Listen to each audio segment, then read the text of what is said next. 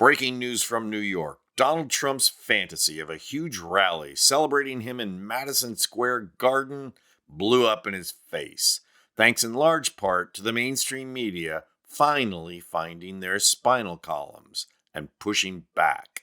I'm going to show footage of CNN taking the rug out from the Donald, but first, let's do a quick review of how this ode to Trump's ego came about.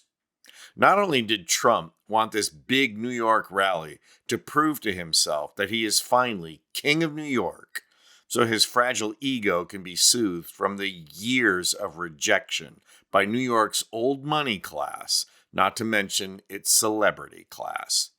But also, this rally was meant to celebrate the history of fascism in the U.S. This rally was an homage to a 1939 Madison Square Garden rally where more than 20,000 people, many wearing armbands, filled the garden for a pro-America rally, and Trump hinted at this purpose at his rally yesterday, where instead of his normal red tie and blue suit, he wore black with a yellow tie, a signal to the Proud Boys. Nudge, nudge, wink, wink. But the stakes of this rally were even higher because Trump did an interview on Joe Rogan's show and ended up looking like and sounding like Grandpa Simpson. Not only that, but Rogan confronted and humiliated Trump more than a couple times, shaming mainstream news media hosts who rarely confront Trump during an interview. To make matters worse, Trump made another big mistake. He took his son's advice for the rally and put on a comedian to warm up the crowd. Now, taking advice from Don Jr. or Eric never seems to go well, but word on the street is this time Trump took Barron's advice and put Tony Hinchcliffe from the Kill Tony podcast on the stage. The comedian told several blue jokes that were racist and anti-Semitic, and the crowd did not think it was funny. Go figure, right-wing comedian not being funny. So things were already going badly for Trump when he got up to do his bit, but CNN was waiting for him and cut away to fact check. Watch as CNN finally decides to do what they could have been doing all along.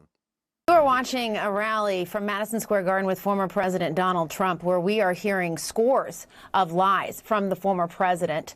He has come on stage and said a number of things that are just not true, starting with a number of things on immigration. He repeated his lies that there was no relief money for victims of the hurricanes in North Carolina and Florida and other states because he claims that the government gave it all to migrants and that there was none left. That is patently untrue. FEMA had to set up a website to debunk that, and some people have not gone and gotten help that they needed because of those lies. He also repeated another lie that in Springfield, that thousands of immigrants were dumped in Springfield, Missouri illegally.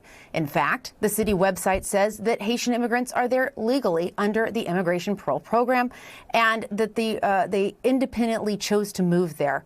They were not sent by any program. Again, we have heard number of lies. He also started talking about the fact that he thinks Kamala Harris would put a draft in place. It's worth noting there is no active draft in place. He has also talked about the economy, when a number of economists have pointed out that the tariffs that Trump continues to talk about and want to put into place would harm the American economy and truly harm American consumers who would see the prices of goods go up, and that there are real concerns about what those economic policies could lead to. So here are the important lessons CNN has learned in order to stop giving Trump an elevated platform and confront him instead. The first is obvious. They cut away live. CNN has already tried the post-speech fact check and discovered the media theory of Marshall McLuhan in the process. You already gave him the elevated platform through your medium, following along afterwards saying, "Hold on there, that's not quite true," is out of step with the power of the medium of television, which comes from being live. The other lesson, say the word lie. And how long has this one taken? Too long, but at least it has finally arrived. And you have to love this journalist for saying scores of lies. At one point, she did use the term patently untrue, but that was as soft as it got. The word that kept being employed was the word lie. And finally, the piece used the strategy to confront the favorite technique of Trump and Fox, the Gish Gallop. The technique they used was twofold. First, bring the counterfacts and then move on quickly. Second, don't respond to every lie, but address each category of lies. Oh, and by the way, you'll notice the upper section of the garden was not filled. I wonder how many people filed out early, too. CNN's coverage here is long awaited, but no less welcome. Hopefully, the other news organizations will decide this is a better ratings approach than the familiar give them a platform and call it objective journalism approach that they've used for years. Welcome to New York, Donald. If you can make it here, you can still go to jail from Judge Marchand. I'm Anthony Vincent Gallo for Occupy Democrats.